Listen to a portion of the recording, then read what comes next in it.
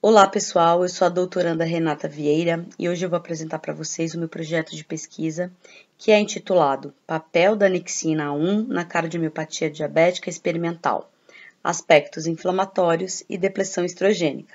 Neste vídeo, vamos primeiro revisar o que é o diabetes mellitus e por que ele tem um impacto tão profundo no coração, principalmente nas mulheres. Então, o que é o diabetes mellitus? É um distúrbio metabólico marcado por hiperglicemia persistente, ou seja, níveis elevados de glicose circulando no sangue. Essa hiperglicemia acontece porque o organismo não produz insulina adequadamente, ou porque essa produção é insuficiente para manter o equilíbrio metabólico. Com o tempo, essa condição prolongada leva a danos teciduais e complicações importantes. Hoje, o diabetes é um problema de saúde global. No Brasil já são mais de 15 milhões de casos e uma das consequências mais graves, que é a principal causa de amputações não traumáticas de membros inferiores. Então, dentre os tipos de diabetes mellitus existentes, nós temos o diabetes tipo 1, o diabetes tipo 2, que é resistência à insulina, e o diabetes gestacional. O enfoque do meu projeto é no diabetes mellitus do tipo 1, também chamado de diabetes insulina dependente. Ele ocorre quando o sistema imunológico destrói as células betas do pâncreas, que são justamente as responsáveis pela produção de insulina. Então, para entender melhor, as células beta elas produzem insulina, que reduz a glicose sanguínea, e as células alfa produzem o glucagon, que aumenta essa glicose. Quando o organismo perde as células beta, o corpo deixa de produzir insulina adequadamente. E o resultado é a hiperglicemia contínua, que ao longo do tempo vai levar a complicações crônicas do diabetes. Por ser uma doença silenciosa, ela traz alguns riscos e complicações. Então, quais são as complicações do diabetes mellitus? As complicações podem ser microvasculares, como retinopatia, neuropatia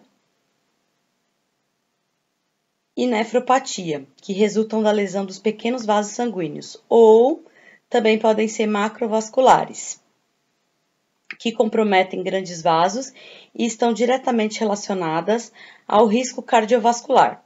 Cerca de 80% das mortes em pacientes diabéticos ocorrem por doenças do coração. Por isso, compreender como o diabetes afeta o tecido cardíaco é tão essencial. Dentro desse contexto, eu destaco a cardiomiopatia diabética, que é uma alteração estrutural e funcional do coração, que ocorre em indivíduos com diabetes, mesmo quando eles não têm hipertensão ou doença coronária. Ela se manifesta principalmente por uma dificuldade do ventrículo esquerdo em relaxar durante a diástole, que é a fase em que o coração deveria se encher de sangue. Além disso, observamos hipertrofia, perda de organização das miofibrilas e também um aumento de fibrose no tecido cardíaco. Essas alterações elas são influenciadas por três condições muito comuns no diabetes, como, por exemplo, a hiperlipidemia, que significa níveis elevados de lipídios, como colesterol e triglicerídeos, circulando no sangue. Esses lipídios em excesso, eles contribuem para o estresse metabólico e para o acúmulo de gordura no tecido cardíaco. Temos também a hiperinsulinemia, que é a presença de insulina em concentrações mais altas do que o normal na circulação. Isso pode acontecer como resposta compensatória do organismo diante da glicose elevada e está associado a alterações metabólicas que afetam diretamente o coração. A hiperglicemia, que é o aumento persistente da glicose no sangue, que é a marca mais característica do diabetes e que causa danos progressivos às células cardíacas ao longo do tempo. A soma desses fatores cria um ambiente desfavorável dentro do coração, favorecendo a inflamação, o remodelamento tecidual e, consequentemente, a disfunção cardíaca.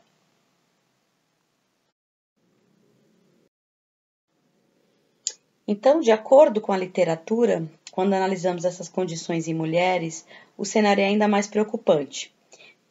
Mulheres diabéticas têm 5 vezes mais risco de desenvolver insuficiência cardíaca quando comparado às mulheres não diabéticas. Nos homens, esse aumento é de apenas 2 vezes. Além disso, fases como pré-menopausa e pós-menopausa influenciam fortemente esse risco. porque o estrógeno exerce um papel fundamental na proteção cardiovascular. Com a redução desse hormônio, ocorre maior estresse oxidativo no tecido cardíaco, favorecendo a fibrose, apoptose e hipertrofia. Isso torna o coração feminino especialmente vulnerável na presença do diabetes.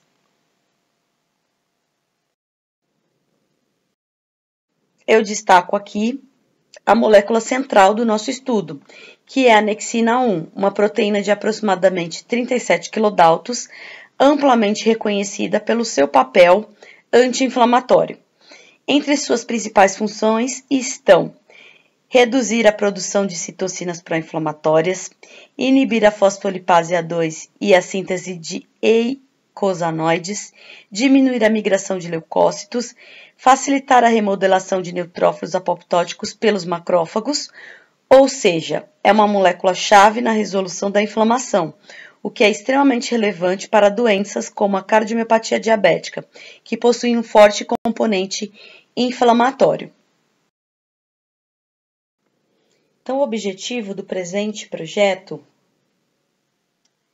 é investigar o papel da anexina 1 na cardiomiopatia diabética induzida em fêmeas, considerando também a presença ou a ausência de depressão estrogênica, porque buscamos entender como a interação entre diabetes, inflamação e redução hormonal pode afetar o coração e se a anexina 1 pode ser um alvo terapêutico ou um biomarcador importante.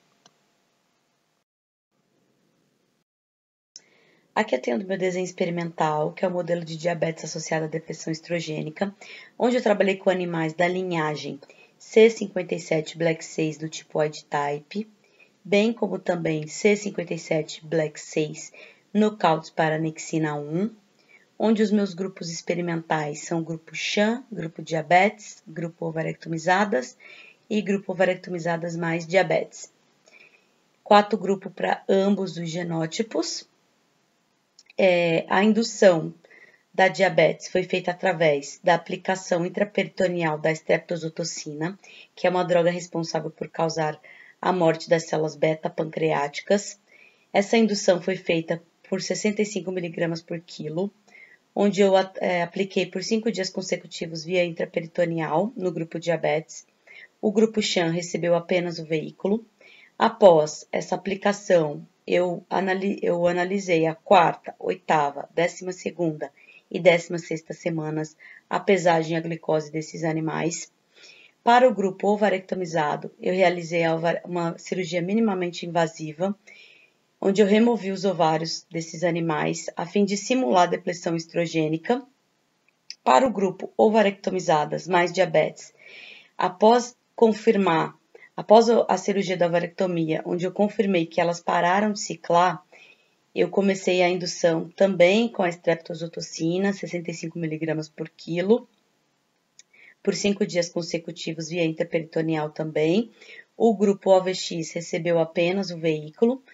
Também na 4ª, 8ª, 12ª e 16ª semana, realizei a pesagem e a dosagem de glicose. Na 16ª semana, eu fiz o ecocardiograma de ambos os grupos experimentais. Após a avaliação da função cardíaca pelo ecocardiograma, foi realizada a eutanásia, onde eu coletei as amostras de sangue, do coração e do útero. E como metodologia, após a avaliação da função cardíaca, eu irei realizar análise histológica através da coloração de hematoxilina e eosina, que é HE, e também tricômio de Masson. Irei realizar análise de multiplex para esses marcadores aqui. Então, irei realizar as dosagens de agentes oxidantes e antioxidantes. Também análise de imunohistoquímica para receptores de estrógeno, tanto alfa quanto beta. Também para o CD68, que é o marcador de macrófago, para o NLRP3 e FPR2. Análise de Western blot para anexina 1, FPR2, receptores de estrógeno alfa e beta, NLRP3 e caspase 1.